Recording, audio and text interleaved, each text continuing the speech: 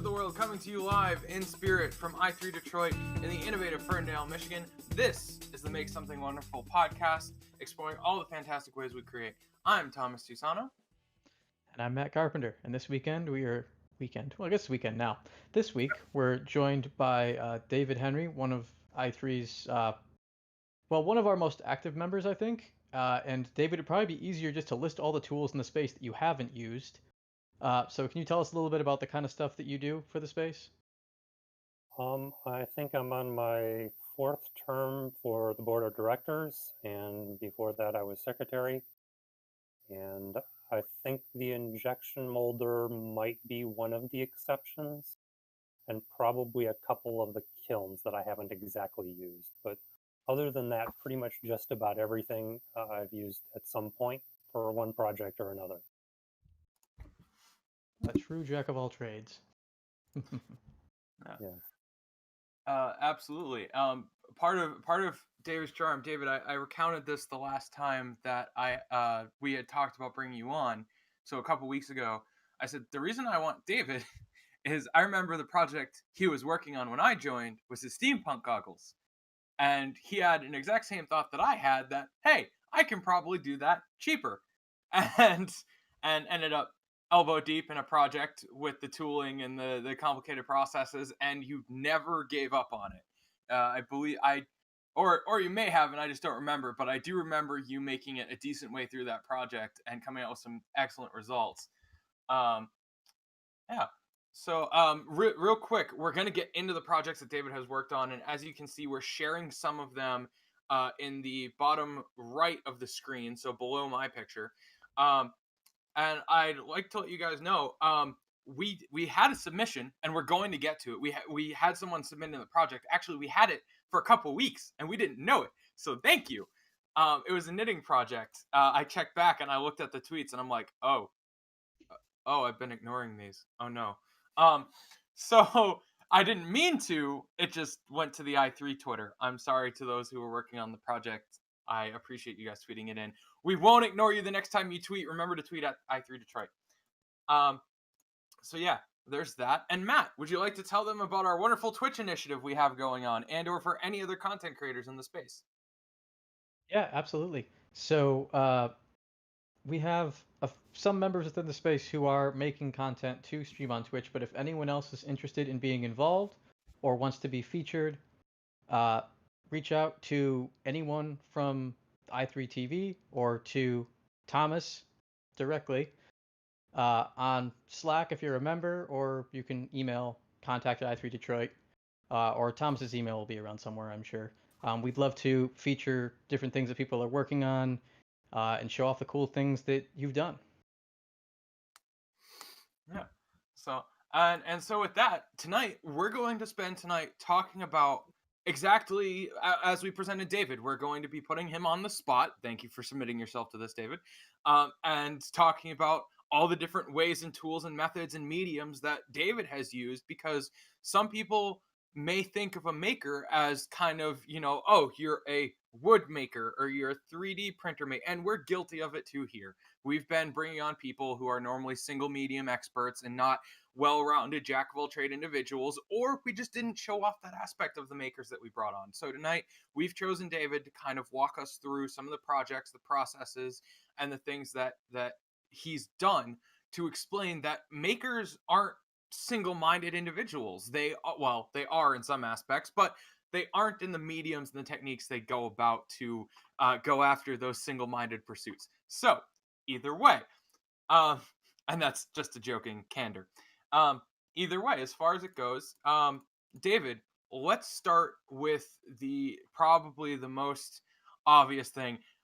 Most people in the space would pin you as some sort of mad scientist or tinker or inventor, and that may be fairly accurate, but is there any misconceptions about you that people often have? Because I think at face value, some people may glaze over something. So tell us things about you that most other makers, members, or people wouldn't know, or things that they wrongly assume.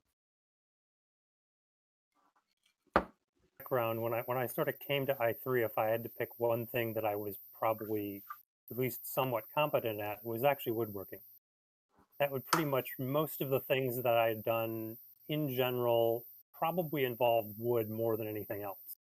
I mean, obviously there was the dabbling in electronics and microcontrollers and other stuff.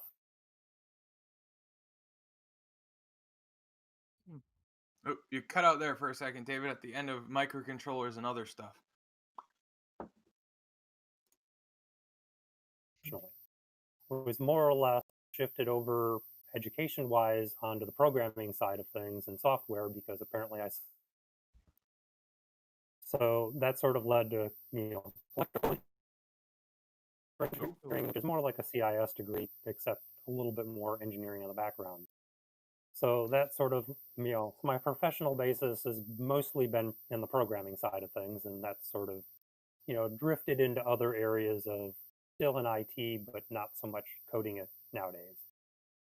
So yeah, I've sort of done a lot of, you know, stuff, and the goggles is kind of a really good project that I ended up getting in, and that's probably one worth touching on. And I should have pulled up visuals for that because it was like, oh, well, these things get kind of pricey, and if you want a bunch of different lenses, it's like, well, that adds up really quick. And so it started off with sort of a rough find this vague online template and sketch it out in Inkscape, and then kind of get the rough shape in leather, and then saying, oh, okay, we can laser cut that and then tweak that. And we wanted the frame. It was like, well, I was never really thrilled with I took these plastic welding goggles and just sort of like, did the artsy stuff on them. And part of that is because the artsy stuff wasn't really my strong part anyway. So I sort of looked at it and then said, okay, what am I going to make these out of and how? And sort of settled on, okay, I was going to try to cast them out of pewter. So it was like, well, how do I get this rough goggle shape? And, since coming to I3, I learned how to use the wood lathe. So I had sort of made, sort of the rough round ring shapes out of wood. The first set was almost done. And, naturally, of course, some little whoops happened. And then, well, that set wasn't done anymore. It was pretty much in the scrap heap, which is common with a lathe. Because the difference between right and wrong is, well, not very much in terms of physical distance sometimes with a cutting tool.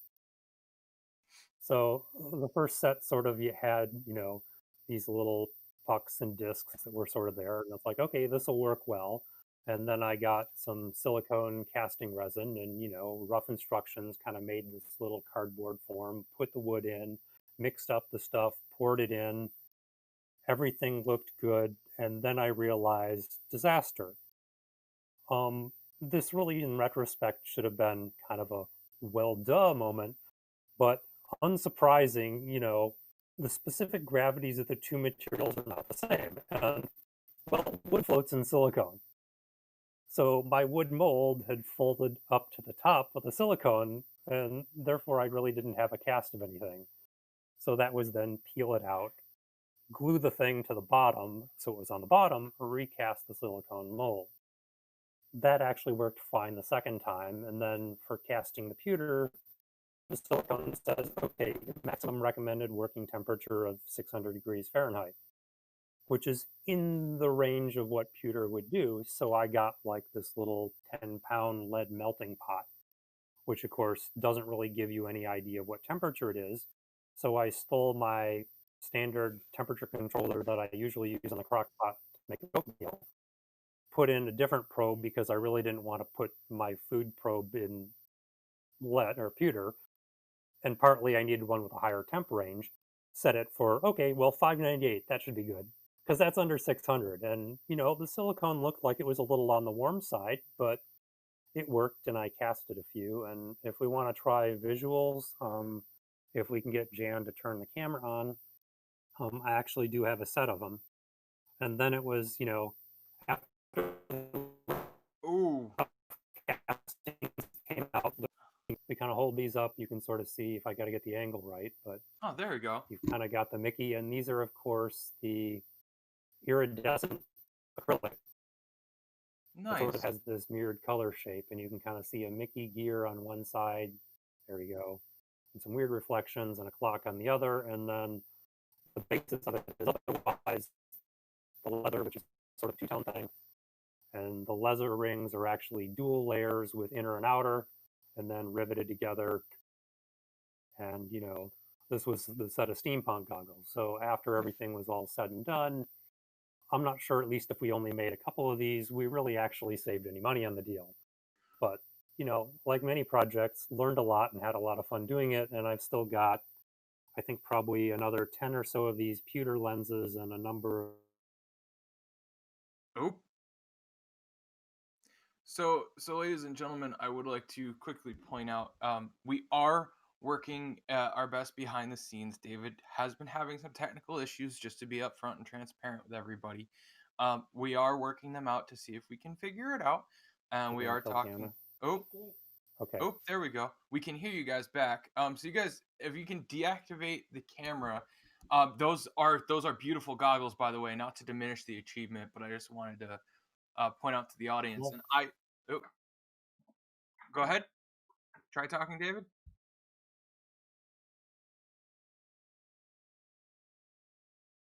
All right. So they're gonna work that out, and we'll figure out when they get back. No problem, guys. Take your time. Um, as far as it goes, shut off the video and either change mics or figure out what can be done. Um, but I'll give you guys some airtime as far as it goes to figure things out. And I heard something from them there. But either way, David makes an excellent point. Even if he made a couple of those, he might not have saved the money, but the experience and the things that he learned doing that, and the fact is now. Oop. How you? So, do we have audio? All right, just yeah, I think so. to bring the level down a little bit because it's a bit loud for the people at home. All right. That better? Oh, much better. Thank you so much, David. Okay. Boy, okay. Awesome. Sorry about that, folks at home. We're all good now. So what happens when you live tape a show? Yeah, exactly. This is just part of the process. So, the fascinating part about all of this, David, was you had looked at them and gone, oh, that's not, I could make that, and then, I could save money making that, and maybe you didn't on the initial purchase, but now the factor in the lenses, you can customize them. You have the jigs, fixture, and tooling to go back and remake them, and the knowledge to troubleshoot them as far as it goes, and that in itself is baked into any handmade craft. You're not necessarily just paying for the materials, you're paying for the time, the education, the knowledge that it took to make all of it. So, and you got that without having to pay you paid financially and the jigs and the tooling and all the other stuff, but you now realize what goes in to making something like that, and you now know how to do it for yourself, and that in itself is invaluable. And that's probably a really good point, is the more things you've done, is that the answer has to be is, well, if I think I can make it for 10% of the cost, I might come out about even. Yeah. And it might not come out as exactly right the first time, and in some cases it's also I have something that I made, but and the more things you do with I can make it for less, and then you realize you failed, the more you do a better job of shopping and understanding, in some cases, the true value. When you've got, it's like you can look at some things and go, no, I really can't make it for any less than this, and or I could try and I really wouldn't succeed, and I really like what you have, and I'm just going to buy it because I know I won't win. Yeah. And appreciation of value. You do have a better appreciation of value the more things that you've tried to do yourself and realized how hard they are. There you go. And you can look at another craftsman or another maker and go, man, I didn't understand what went into doing all of this. And, now having attempted it, I can now commend you for doing so well with what you've done. So, yeah. Even if you fail, you gain a respect. Sorry, go ahead, man. No, that's fine. Yeah. So we've only kind of talked about, I think, a few of the projects that you've done, but being a member of the space, I have, a fairly good knowledge of the things that you've done just because I see them all over the place while you're working on them. A question that we like to ask is kind of where you get your inspiration for your projects. I know that a lot of the stuff that you and Jan both do are in support of like going to Disney events or going to different costuming events and that kind of stuff. So how do you guys kind of come up with what you're gonna use as the basis for your projects, or what kind of direction you want to go? I was going to say, I was jokingly going to say, well, if you wanted to know what my source of inspiration, well, she's sitting next to me. And that was really, really evident in, we're sort of jumping ahead, but one of the first years we did Lakes of Fire, we sort of had this taken over costume camp, which was more or less a pop up. The second year we had this castle, and written on the whiteboard that was sitting at I3 was the plan and layout for everything in the castle and where it was going that we'd all whiteboarded. And written down there for next year was suits of armor. It literally was sitting at I3 on a whiteboard, which is a dry erase thing, and it was still there a year later when we started the project. And then have since more or less semi almost completed it, but not fully. So, a lot of it are sort of the, okay, what do we want to do? And we're going somewhere. And if it's a costume thing, we're going to make some costumes. And then there's always the accessories that go with it. And usually Find that that's you when I come try back.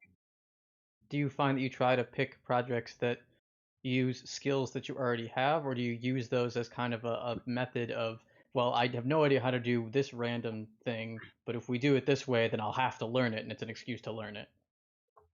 I would say kind of both is that if you can sort of see, some way of doing it or somebody's done something vaguely similar, you can kind of guess. And if not, we're going to put our spin on it and do it in our way.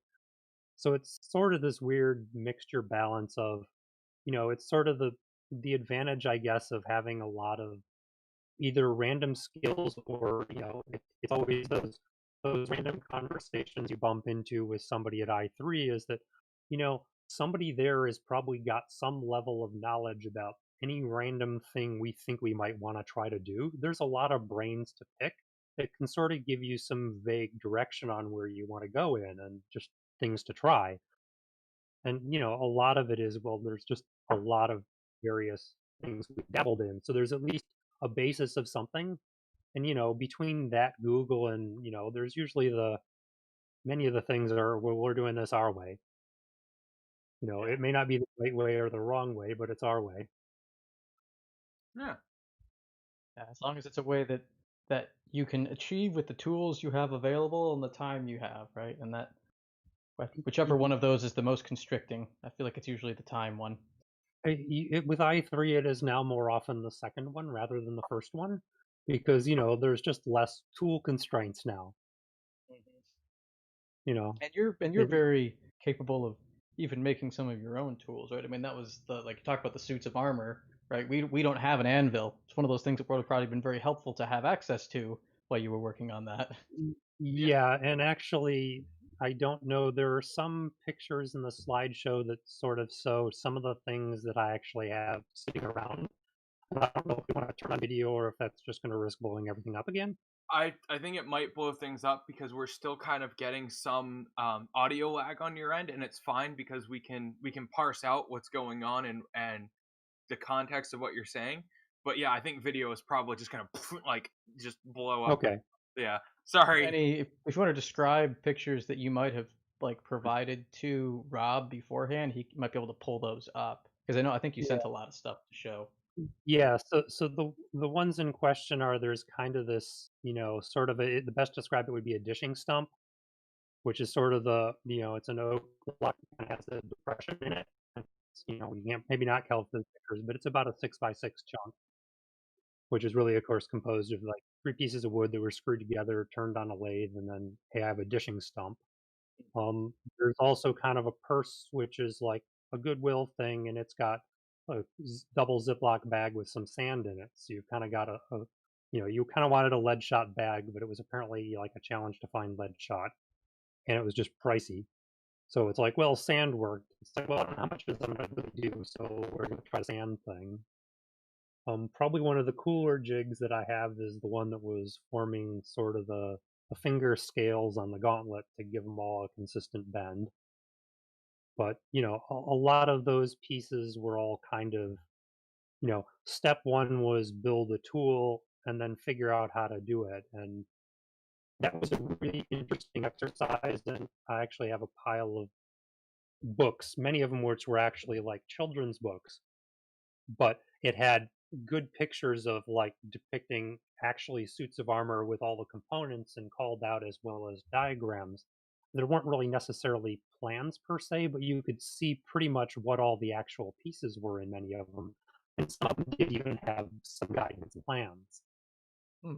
So that was kind of helpful. And a lot of this was the research and realizing that, it takes a skilled armor about 4 to 6 months to make a suit of armor. And it's like, okay, I A, do not really meet the definition of a skilled armor. I have to make two of these, and I have about a month to do this along with a lot of other things. Luckily, you're not So jousting in yours. no, and the joke was that it is probably actually wearable. I would probably do fairly well if the Nerf war broke out. If it escalated to paintball, I might be in trouble. Because it was made at more or less out of a 22 gauge stainless, and stainless, which I sort of is just murder to work with. Um, I believe I went through 8 different air nibblers cutting it out, so I made well use of my Harbor Freight warranty on that. At one point, I decided I didn't have the bandwidth for this, so I actually have two of them.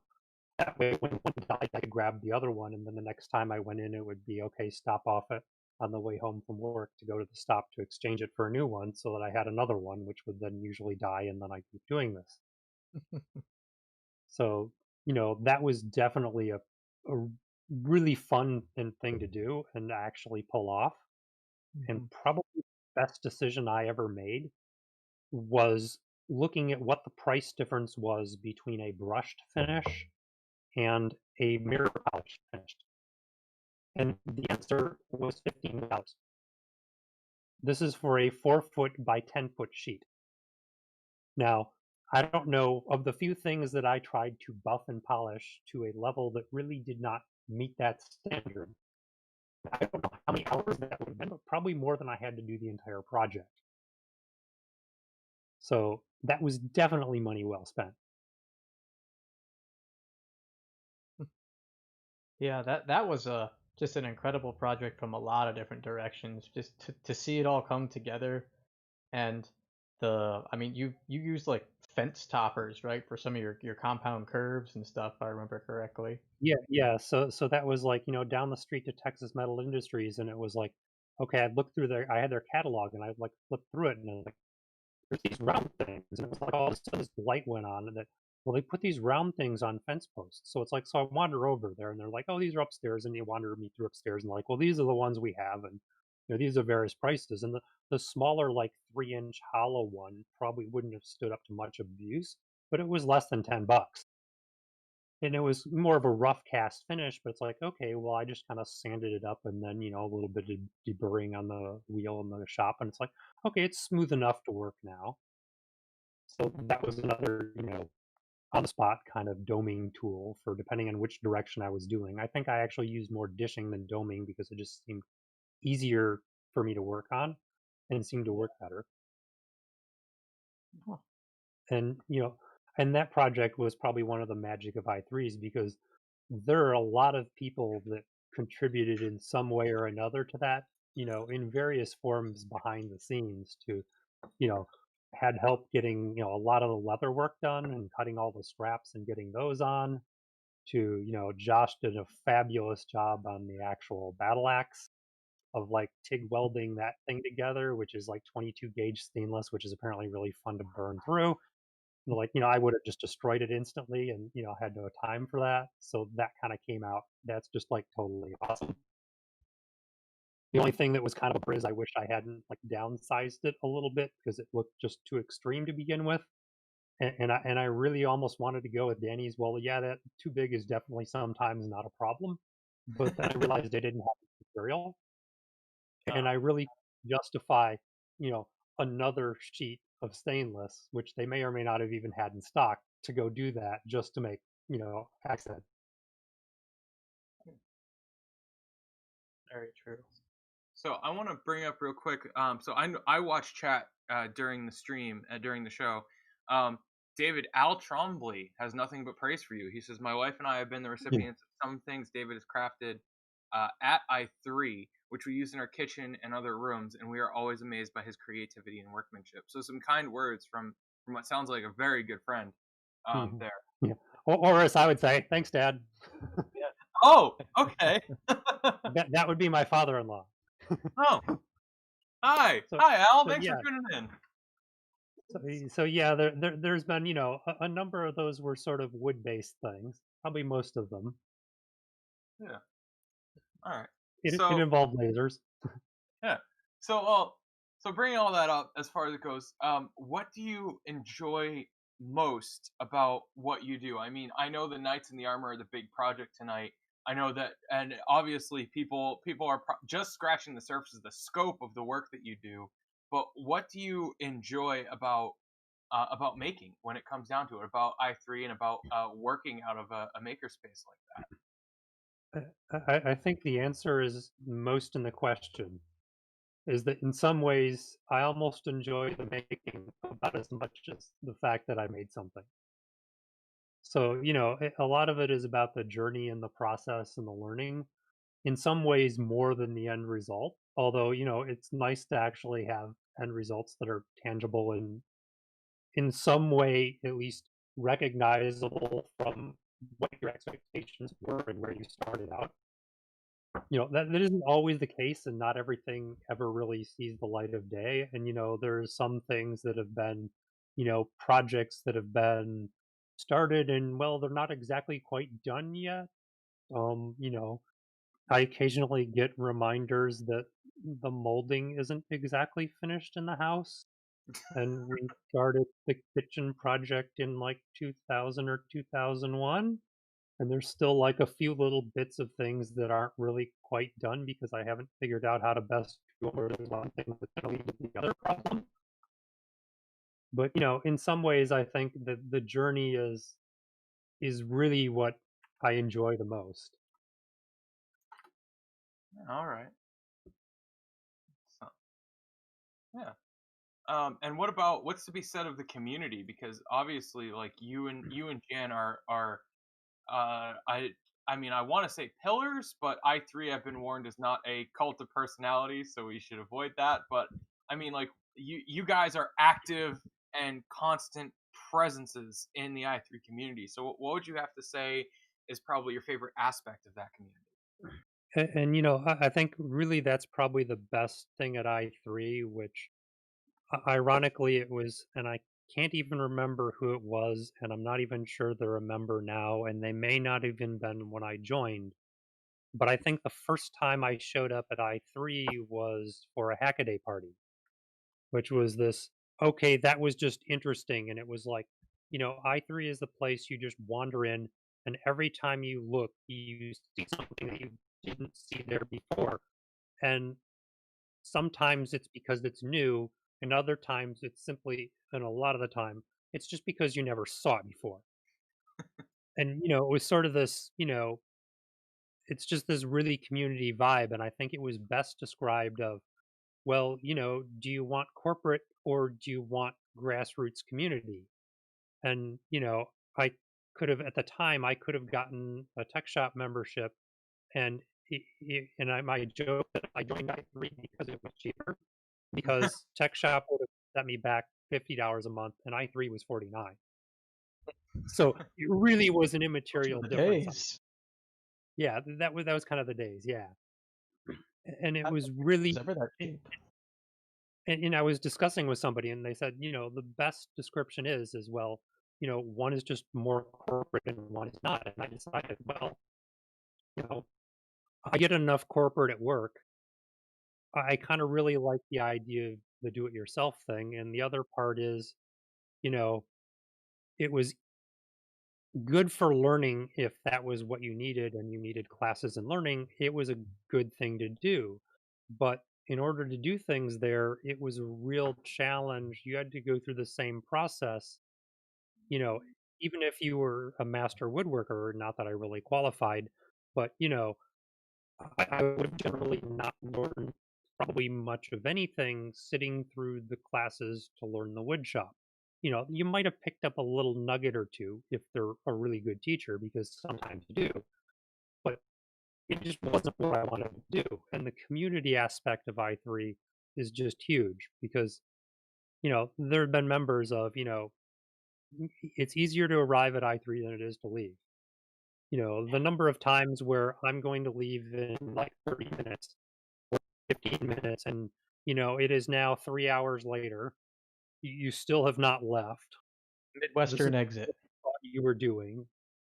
There was literally one evening where it's like, okay, we are literally discussing oddball vehicles throughout history with literally a former NASA rocket scientist that happened to wander through the building, and it's 3 a.m. You know, you just can't do that anywhere else. Yep. Yep, absolutely. The number of times that's happened to me, and it's like, oh, I meant to leave like 4 hours ago. Oops. You get Yeah, like and you just get another foot closer to the door every 15 minutes, right? yeah, and then you suddenly end up on now I'm farther away from the door. It's like, oh no, I have to go this again. But Yeah. and there's just it's the diversity there of skills is that, for any weird thing that you can think of, well, okay, what do you think about this? Who would I want to bounce ideas off of?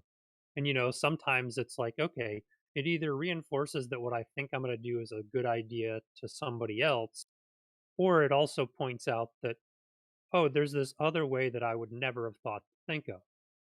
And that's generally, it's like, well, that's a really awesome idea, and that works out really well a lot of the times. And that's probably the best thing about the community aspect. Hmm. So we are going to continue with the questions, but Rob, I was wondering real quick, our behind the scenes producer who is scrolling so fast through those pictures and doing so well tonight with our impromptu setup. Would you bring up, or can you bring up real quick, is it possible the community submission we had from one of our viewers? Is that Mhm.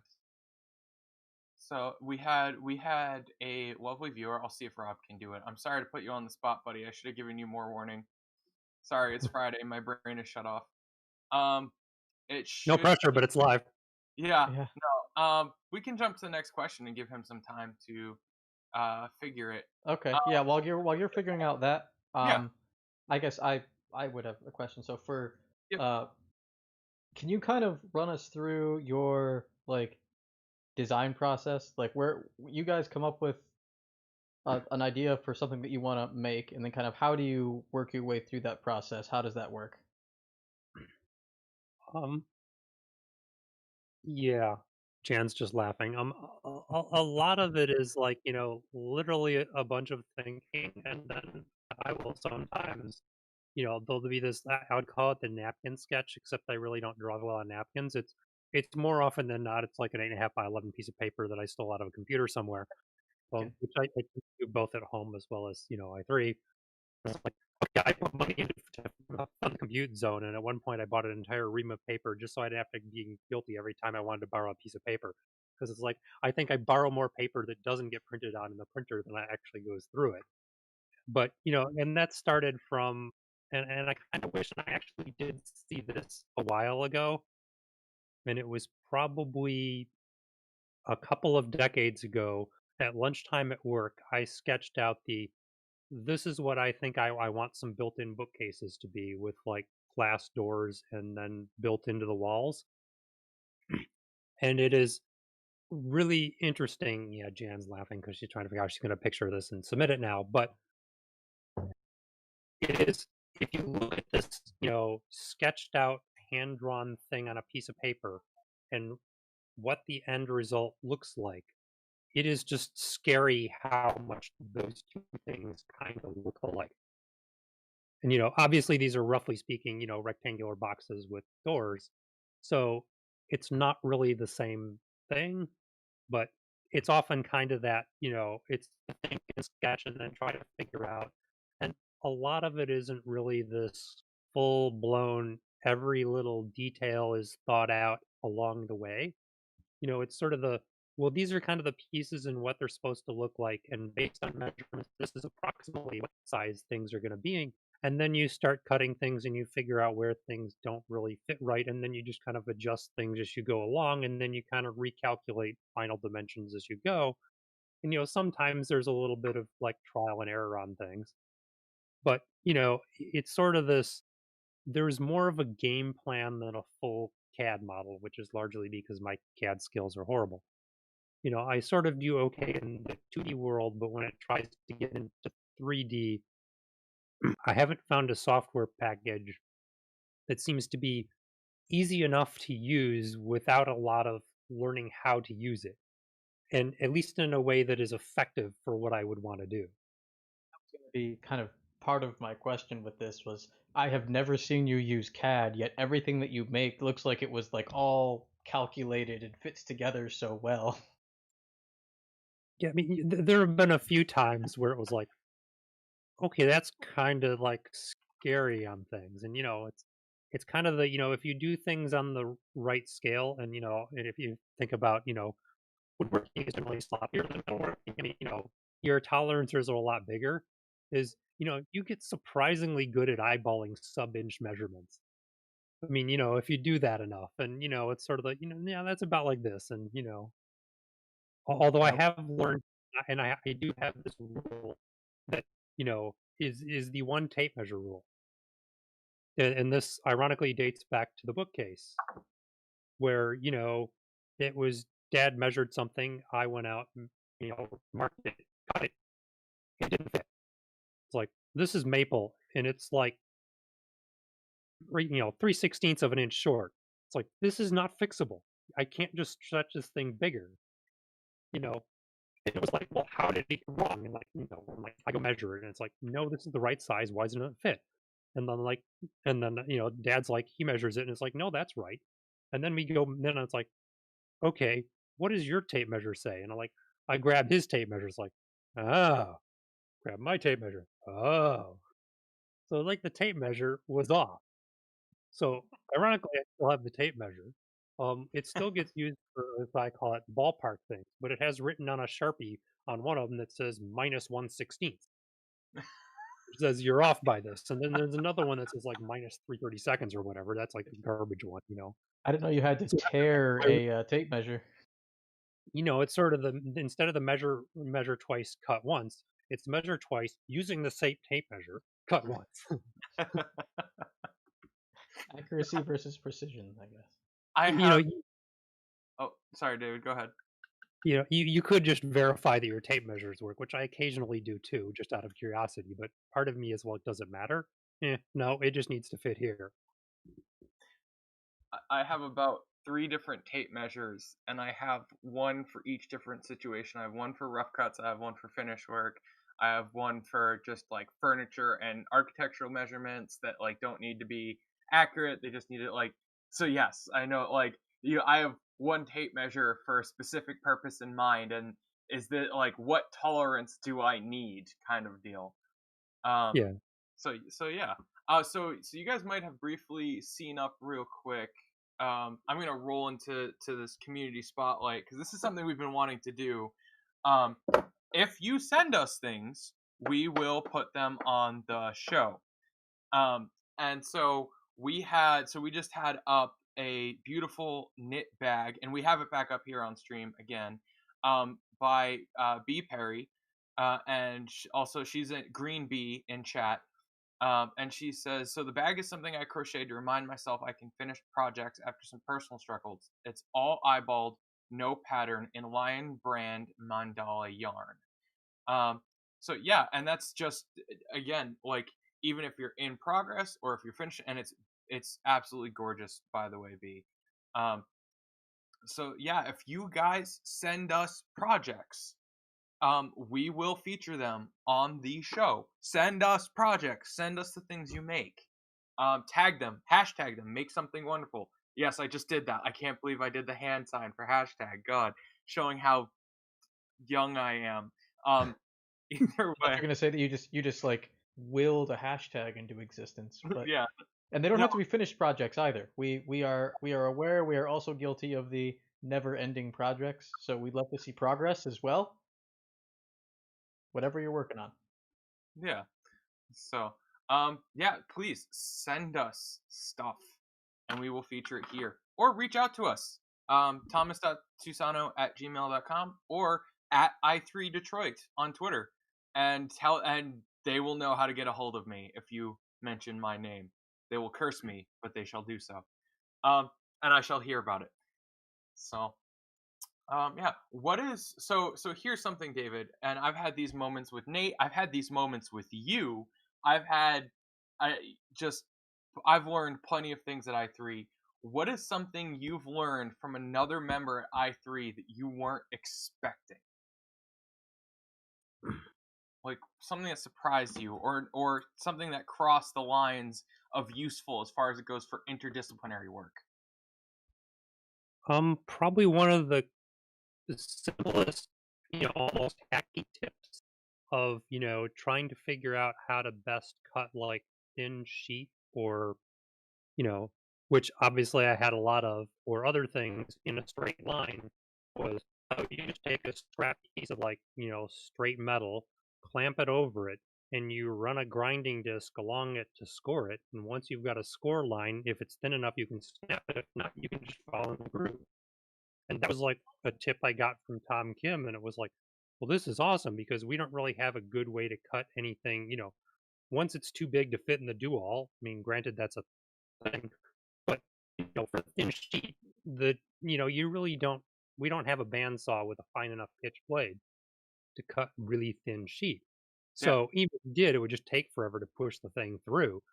It's like, okay, that worked like really well if you just had something you wanted to hack down to size. And it's surprisingly precise and accurate. Because I obviously had a lot of the pieces, of the aluminum tread plate that did not all. I had everything the sizes I thought I need, but there was a minor disaster or so that came up in the middle of the process at one point. That resulted in some last minute design changes, which in retrospect proved actually to be really good. But it's like okay, I need to go reset this because this thing is clearly too big to fit. And there isn't a good way to cut that anything that was that large in a long straight line, and that turned out to be okay. That made a nice straight cut. So that was something you really don't expect it. And there's probably many other examples of like just little neat little tips of things. And Talking about your large amount of diamond tread usage, I haven't really been watching the stream to know if these pictures have shown up of the wardrobes. But do you want to kind of talk a little bit about those projects? Because those are cool looking pieces of hardware. That's probably ignoring maybe second or depending on first, depending on whether you're just practical or completely impractical. That's pretty much up there with suits of armor. In terms of in terms of luggage, and that really stemmed from Jan and I tend to go on trips, at least when you could travel more than like the kitchen or the bathroom. But Oh, might have lost your audio there for a second. Hmm. All right. Well, while we figure that out, have we had the wardrobe picture scrolling by there? Thomas, you watch the stream. I don't really watch the stream while we're recording. Oh, there's one. So there's a picture of it flat packed that's coming up at least on my screen. And so that's like all the initial cuts that David did. Also, I wanted to bring up, I mentioned it in chat, so I'm pretty sure people can see it. The dual bandsaw that David mentioned is a piece of World War era. I'm not sure if one or two, could be either. I don't know. I don't know if you know, Matt. But the reason, yeah, Go ahead. Keep going. the reason we know what era it's from and what it was used for is because it has a setting called armor plating. And asbestos. Yes. So like we're like, oh, okay, all right. It was used in a World War Navy yard. Well, plus I've never had to move it, but I gotta figure it weighs like as much as a small vehicle. Just from looking at it, it looks. But I mean, really, that is an excellent example of like. Do you remember the metal bandsaw we used to have? It had No. like it had like the same amount of actual cutting like height as the horizontal bandsaw has width. It was almost useless. Um, and so that was one of those things where it was like people were like, I can't do anything with this. Like it's just not big enough for almost anything.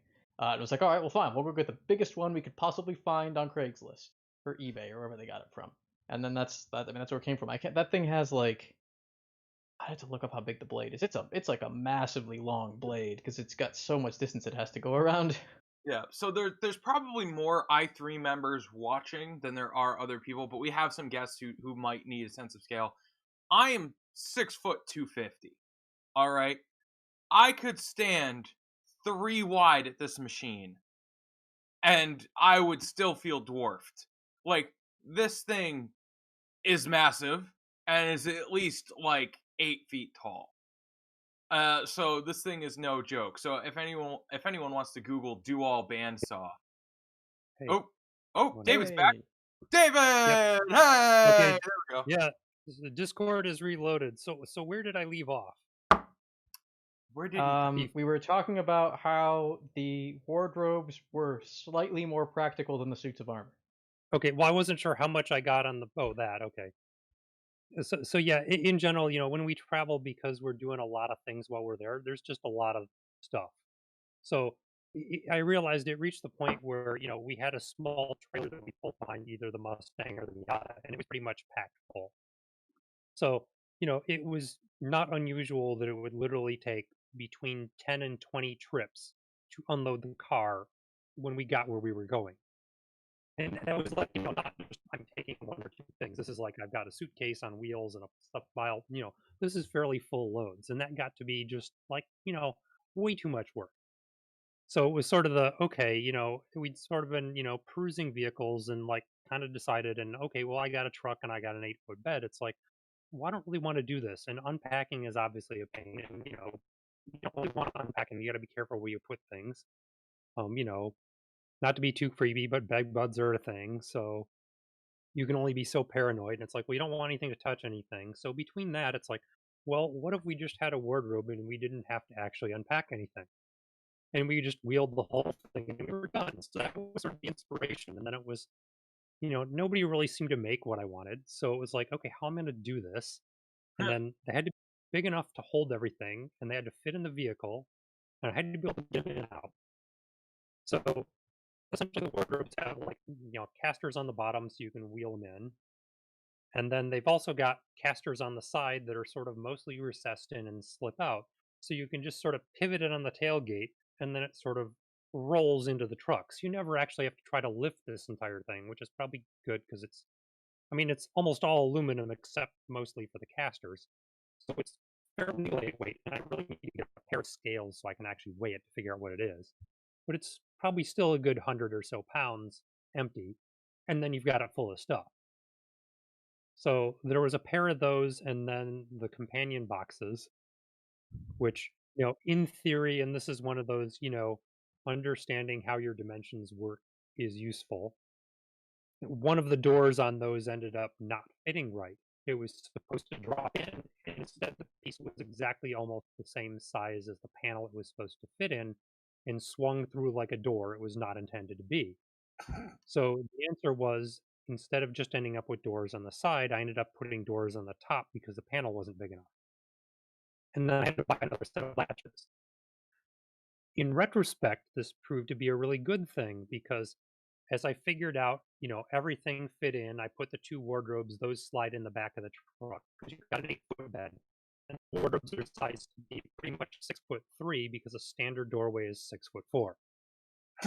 This meant when I put my mini travel boxes behind the wardrobes in the bed, I should have almost like 2 to 3 inches before the rear tailgate, so there's plenty of room. Well, the cap has a sloped glass window. So you may have 3 inches of space at the floor, but when you go up to the second box stocked on the other one, you have about a -1 inch of clearance on the glass window, which at least I discovered not in the art of slamming it, but it looked like it wasn't going to work, and then a slow test. So it turned out that one of the boxes turned sideways fits with an eighth of an inch of clearance in the extended cab portion of the front of the truck with the console. And because you had to put it sideways, there's now a door on top. So you can reach in and get things in or out because it was only really supposed to have a top entry door to just place everything in. So now when you tilt it sideways, it still had a door, so you could still get us what we refer to it as the snack box.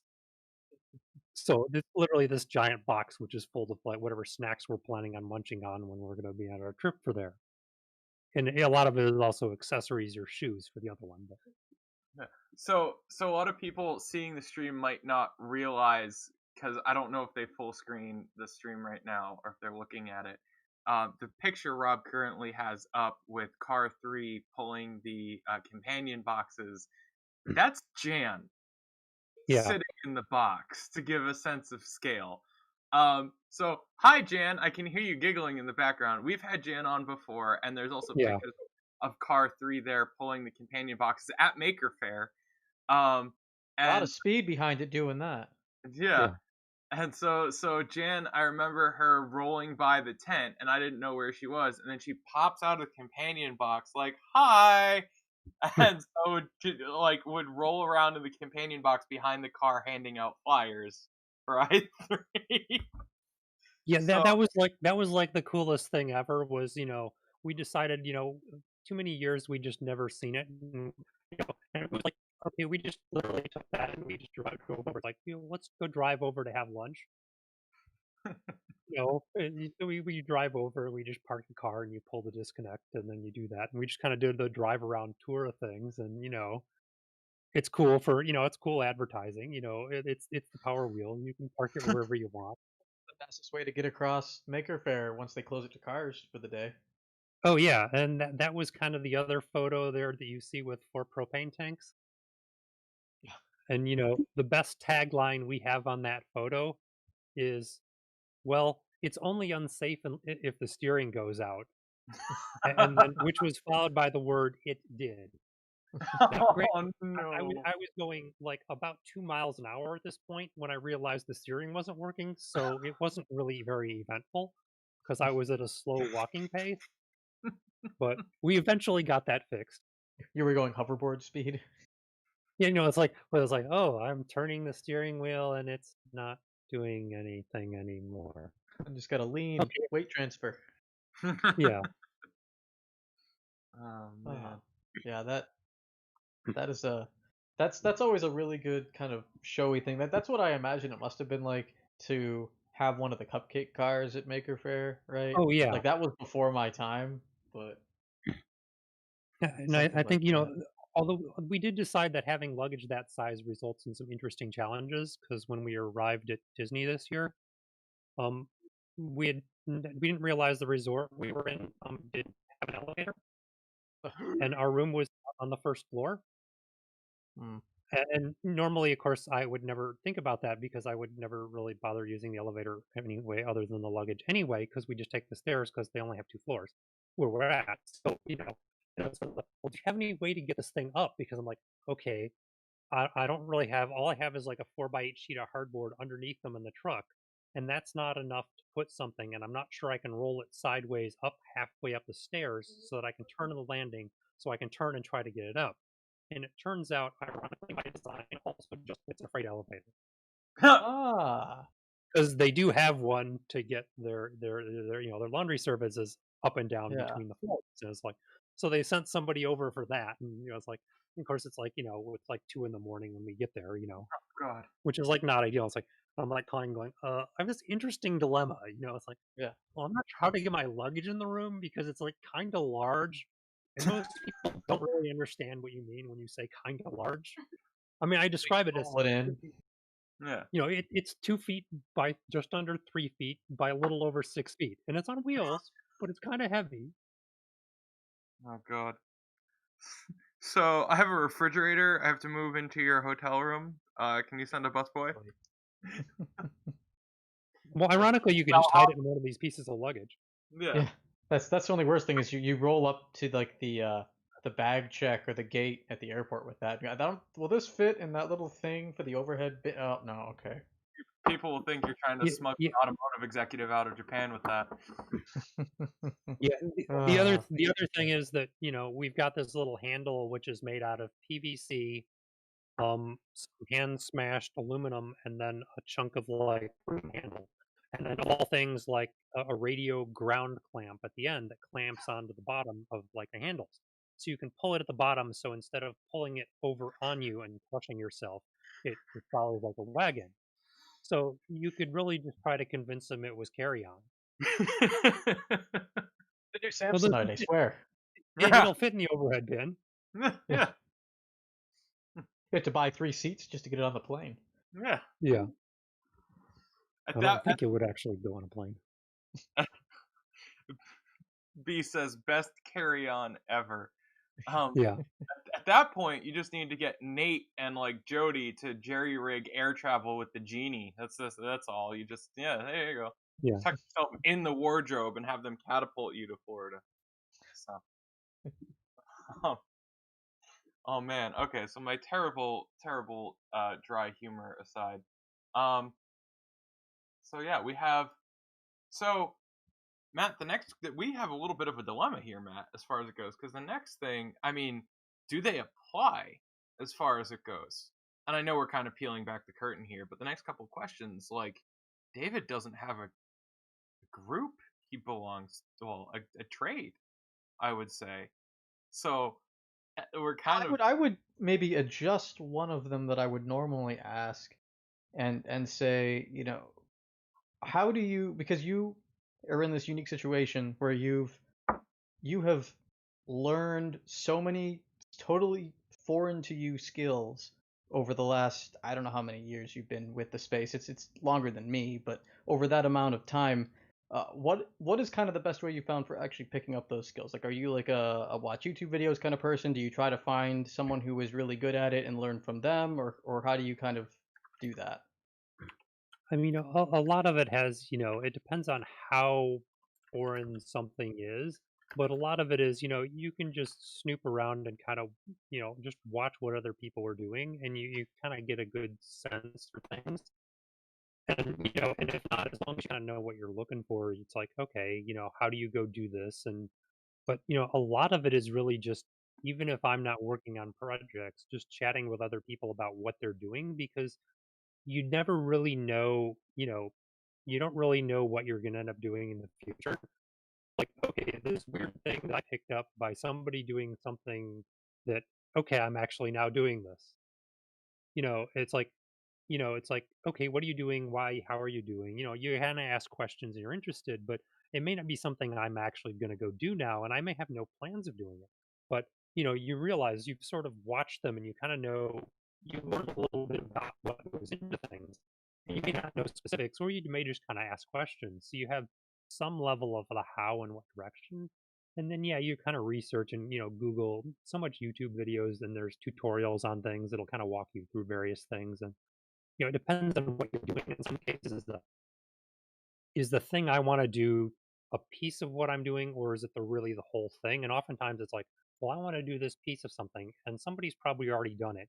And it may be easier to just duplicate what somebody else online has done if there's a good way of doing it. Incorporating things in. So I'm kind of all over the map, but I'm probably less of a, I'm going to read a book about something, although I got a lot of books about things too. I mean, it's sort of we keep thinking there's going to be a Forge Zone, and like I got a book signed by the author of Anvils in America, as well as several other author signed blacksmithing books and a couple of copies of Machinery's Handbook. The ones sufficiently old that they still have blacksmithing content in them. nice. The affordable ones, right? Because all the last several editions are expensive. Yeah, I mean, well, it's actually the full thing in even almost current form is online in PDF now. Oh, nice. Or maybe it's not the most current, but it's much more current than anything I'd have. But Yeah, it's like I archived did or discover that one a little while ago. yeah. That's something that maybe should we let Kevin Fanning in on that one? Let him know like, hey, David has some books.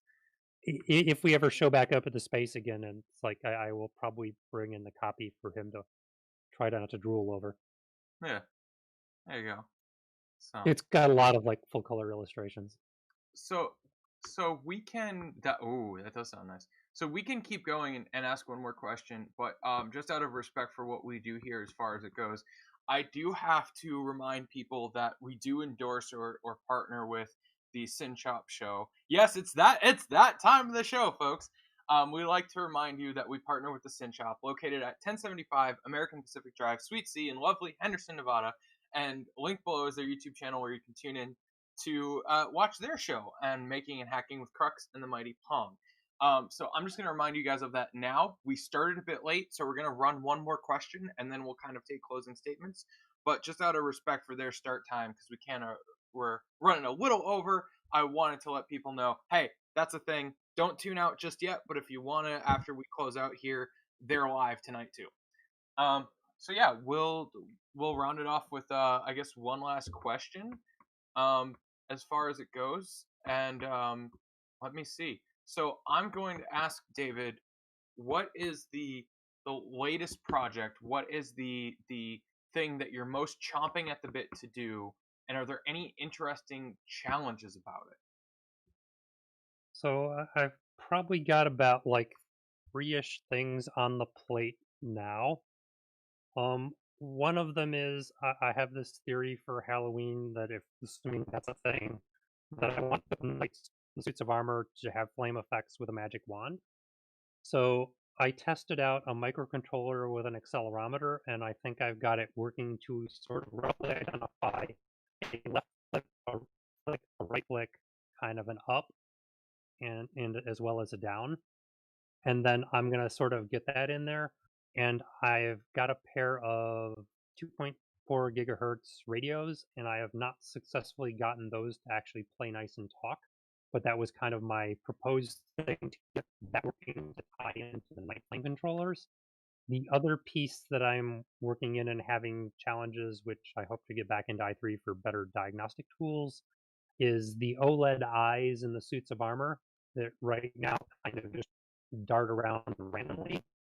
I've got a Pi that has OpenCV, and I'm running sort of a motion-ish detector algorithm, and it's trying to map what it sees as the most movement field, translate into that XY coordinates, and transmit over serial to the teensy that controls the OLED eyes.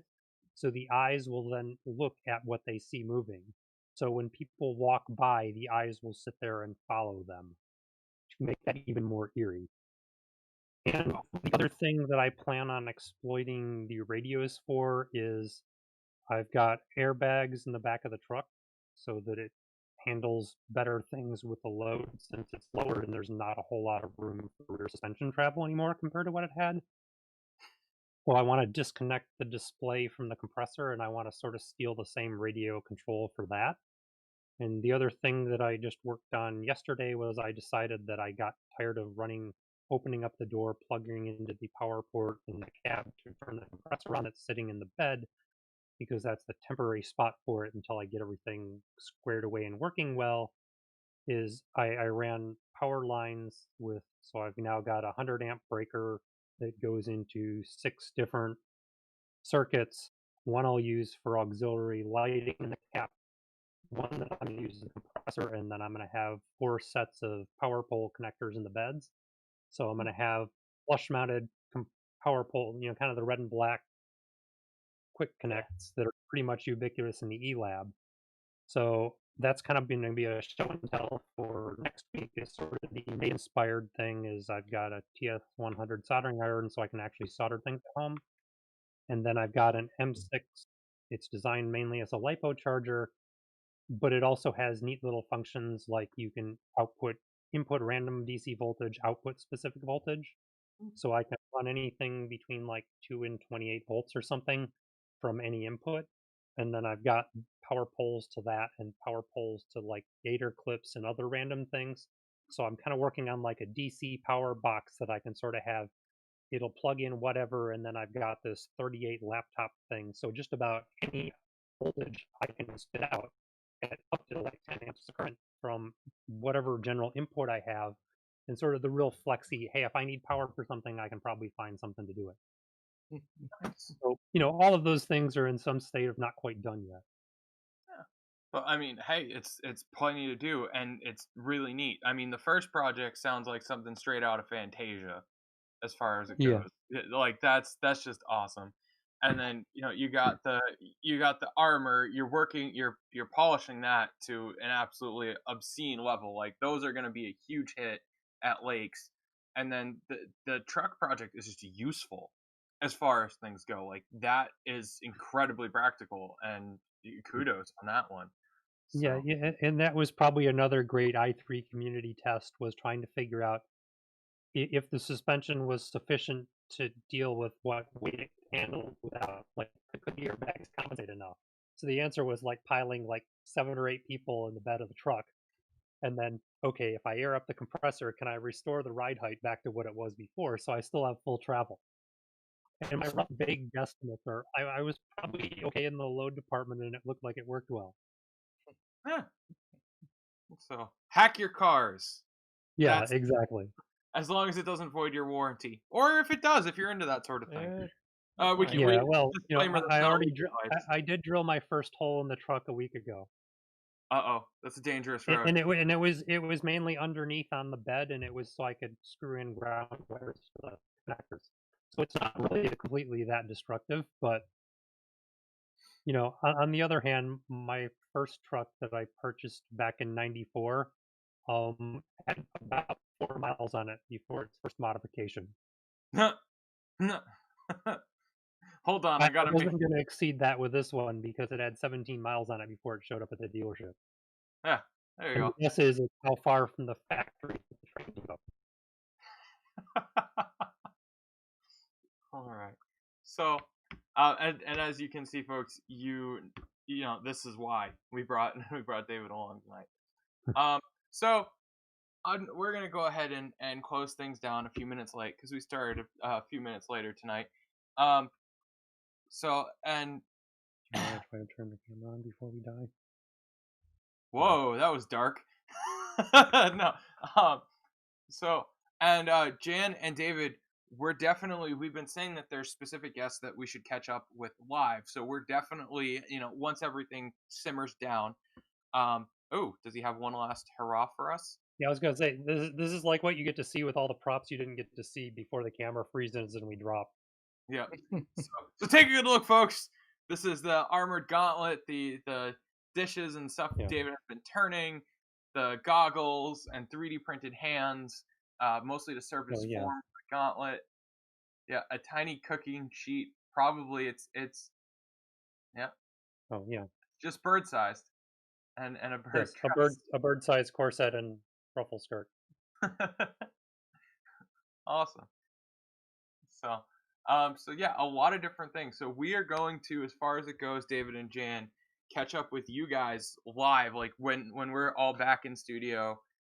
Some lovely turn bulls. Um, when we're back in studio, back at I3, and everything is simmered down, we're going to definitely be catching up with you guys, and that's something that I don't think we've talked about on the air. When everything is back to normal as possible, as we put it, we will be revisiting some of our guests and concepts to show everyone, our audience, and our community exactly why we brought these people on the air. So it's been kind of talking heads, but as things normalize, yeah, we'll start definitely trying to look into see what we can do.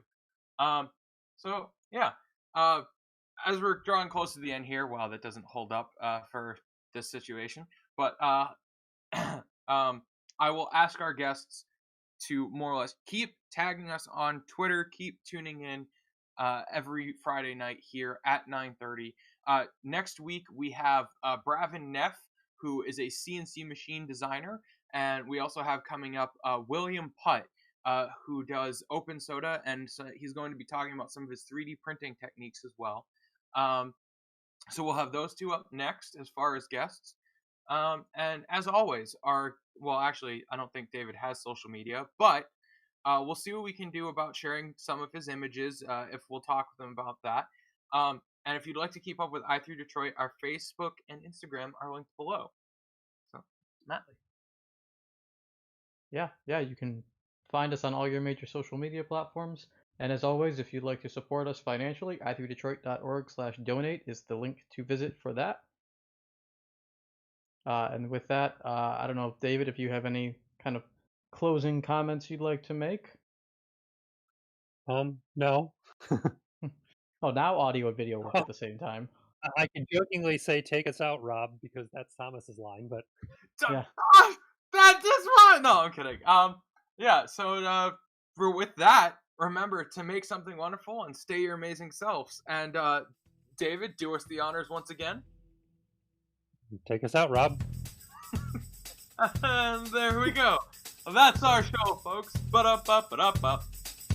That's what we need is outro notifications, not like in the mystery 10 seconds between when the show actually goes off and when we see that it goes off.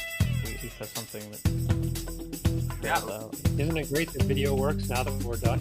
I know. Yeah. It's like, what the hell? Now the video doesn't lag. It doesn't walk up. What are happened? what's the thing with the 3 cylindrical cutouts on the side next to the port? So this is what I did. Essentially, like